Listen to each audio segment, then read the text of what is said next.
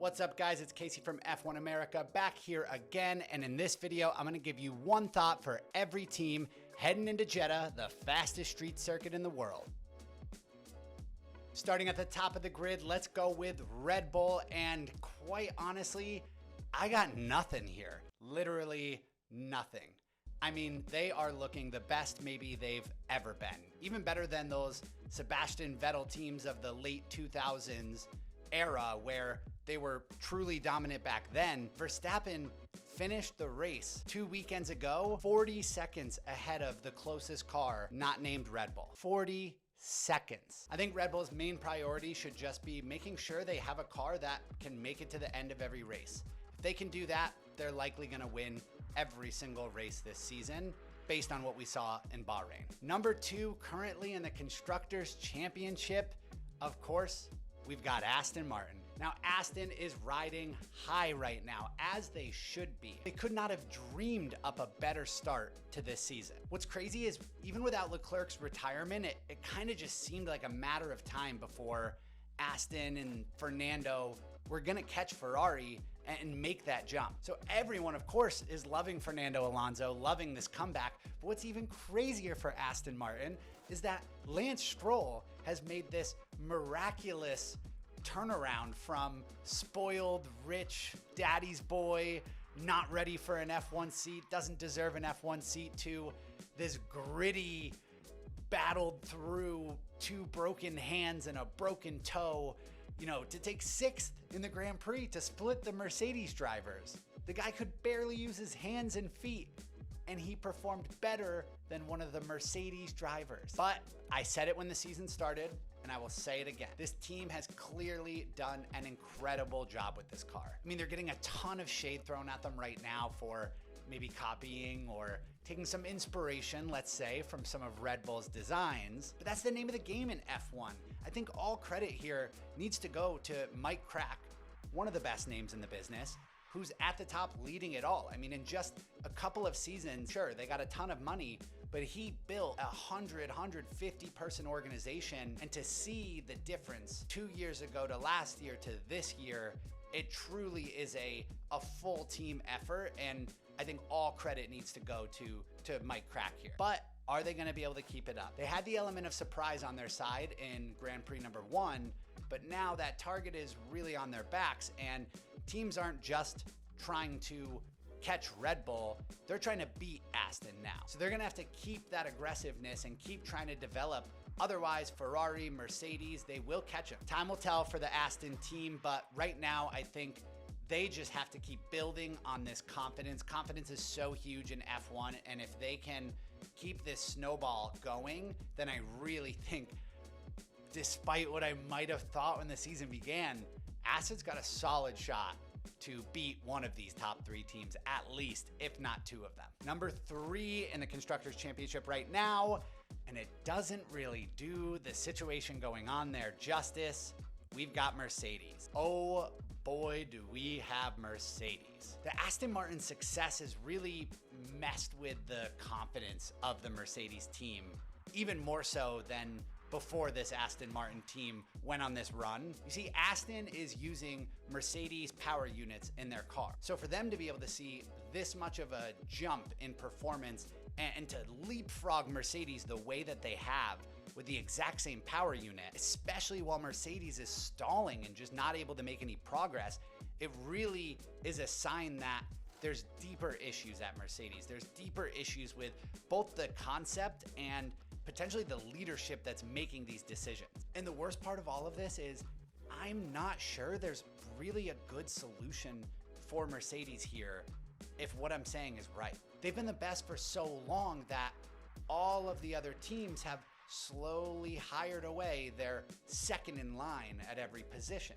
A lot of times the second in line at most innovative, big companies is the person with all the best ideas. And the leader there is just making sure that show keeps running. Maybe they once had all the good ideas, but not so much anymore. If that's true and I'm right, and all of Mercedes' best guys have been hired away by these other teams, Mercedes is in a potentially full rebuild mode here, which would mean losing probably both of their drivers at some point, and certainly not competing for 4 to 5 seasons. So in terms of looking ahead this season, I really think Mercedes' number one thing they should be doing is trying to keep their drivers happy and letting their drivers know big changes are coming. We understand that something's broken here. Number 4 in the Constructors' Championship, next on our list, Ferrari. Same Ferrari new year, right? I certainly hope not, but you can't help but feel that way after watching what happened in Bahrain. I mean, Leclerc's doing really well, but clearly outpaced by the Red Bulls. Eventually, he's forced to retire anyway because of reliability issues with the car. Carlos Sainz runs exactly where he should be until eventually completely blowing it with tires at the end. I mean, it just feels like we've seen this story over and over again with them. And if I'm a Ferrari fan here, I'm not sure what else I can be saying. You kind of just got to throw your hands up at this point and accept that this is what your team is. On top of all this, Leclerc's going to get a 10-place grid penalty this weekend because they've gone through not 1, but 2 control electronics units, which they only get 2 of for the entire season. Maybe the best call for Ferrari is just to focus on keeping their car in one piece for the rest of the year. Number 5 on our list, and shocking to many, but not to me, Alfa Romeo. Alfa has quietly climbed their way to being the best of the rest. Certainly, if you consider Aston Martin in the top tier now, and if Alpine continues to flounder away all of their chances this year. Valtteri's clearly in his element with this team, and Zhao has shown that he can get points when he is racing well, even if that has been inconsistent through his time so far. I think the real test for this Alpha team that we will continue to see and continue to watch as the season goes on is, can they keep up this performance, and can they improve and compete with those teams that are bigger budgets and sort of putting in all of the pieces as the year progresses. If you remember last year, they jumped out to a quick lead on the midfield above both McLaren and Alpine to start the year, but that quickly went away by the time we hit the summer break. So will Alpha be able to keep this up this year, or are we looking at a repeat from last season? Number 6 on our list, we have Alpine. I don't know what it is about this team, but it feels like no matter who the drivers are, no matter who is leading the team, or even what the name and the colors of the team are, they will forever be doomed to that right there, about to make the next step, about to make the leap position. If only they could put it all together, right? How many times are we gonna say that about this French team? They actually did seem to have one of the quicker cars in Bahrain. Esteban Ocon qualified really well, but then he did his best impression of Bender from The Breakfast Club, arguing with the vice principal. So, that's another one right now. You want another one? Yes, you got it. You got another one right there. He was trying to collect every single penalty that the stewards had to give out that day. There was one really bright spot for Alpine though that I think is going undernoticed by a lot of people. If it wasn't for Fernando Alonso, Pierre Gasly was probably the best story on the track in Bahrain. After his qualifying time got wiped out for exceeding track limits, he was forced to start in 20th. All the way at the back. He overcame that and was actually able to take P9, getting points on his first race for Alpine. And I'm kind of expecting to see more of that from Pierre this year.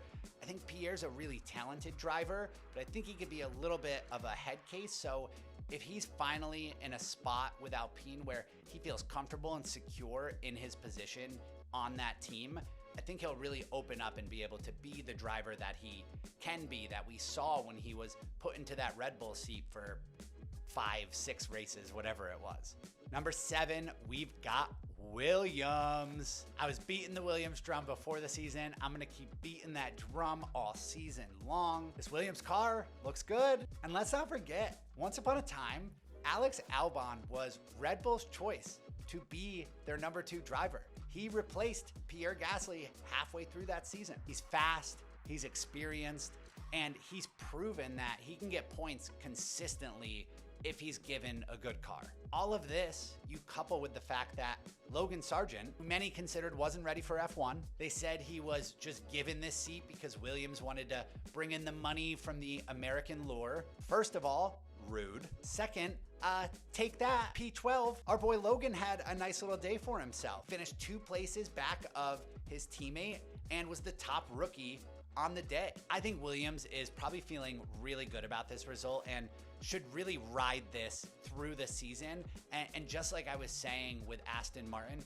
confidence is so huge for F1 and these teams. So if they can start to build that confidence, that could snowball into something where we're not just seeing them not compete for last place, but potentially compete for 7th, 8th. I don't know. Number 8 on our list is AlphaTauri. And I gotta be honest with you guys, I just really don't like this team.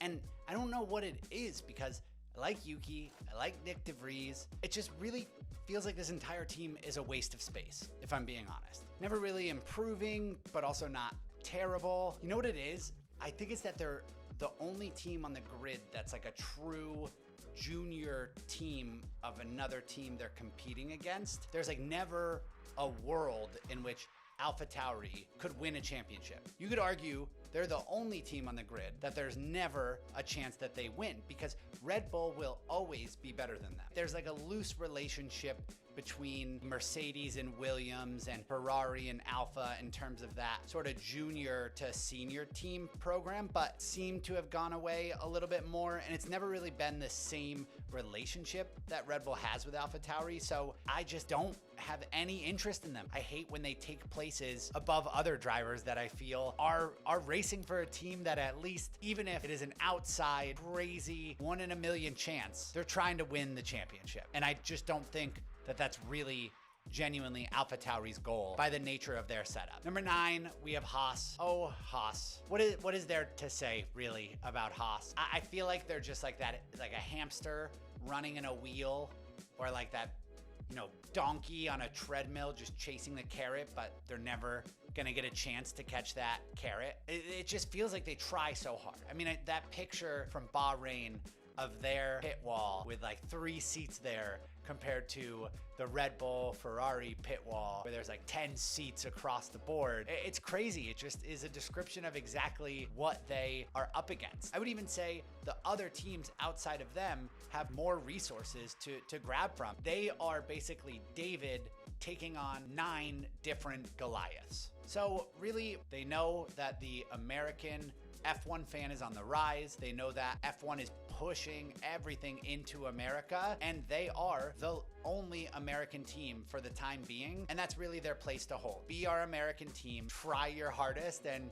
just don't be embarrassing, I guess. That would be Haas's goal, I would say right now. Don't embarrass yourselves and just try your hardest. And number 10, we have McLaren. Where there's smoke, there is fire, and McLaren is just an absolute dumpster fire right now. It took all of 13 laps for Oscar Piastri, their star rookie, future of the team, and even future of F1, people are saying. 13 laps before he was forced to retire because of car issues. Now, Lando finished the race. He was last of all the drivers who did finish the race, but he finished, and that feels like an accomplishment, which should tell you everything you need to know about how McLaren's first weekend went. I mean, I still don't even really understand what was happening with Lando's car, but the best way to describe it is he kept having to pull into the pits basically for like a smoke break every couple of laps. Of course, the rumors are already swirling about both Lando and Oscar potentially pulling a compete clause in their contract and forcing McLaren to let them go to another team because of poor performance. But I don't really see that happening. I'm actually going to spin this for McLaren. And here's the thing. This McLaren team, on the surface, and F1 people are very good about hiding their emotions, I would say, for the most part, hiding their true feelings, unless they want to publicly let that out. But this McLaren team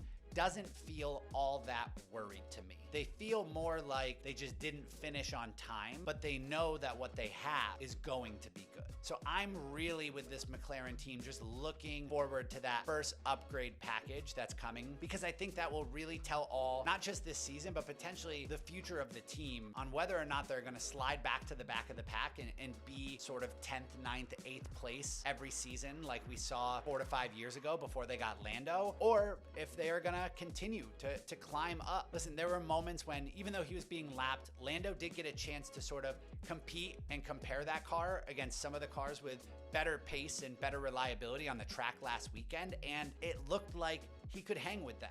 It almost felt like McLaren was saying, compete with these cars while they're next to you, and then come into the pits because we're gonna need to fix your car again, because it can't compete at that level for long periods of time. If what I'm saying is right, and I might be a fan here, I really think McLaren has a plan. That's what's different between them and Mercedes, is it doesn't really feel like Mercedes has a plan. So there are all my thoughts for all 10 teams heading into the Saudi Arabian Grand Prix, heading into the fastest street circuit in the world. I cannot wait to see these guys get at it. I'll be back here next week giving one thought on every team heading into round 3. So make sure you subscribe to this channel, smash that like button. I'll see you guys next week after Jeddah.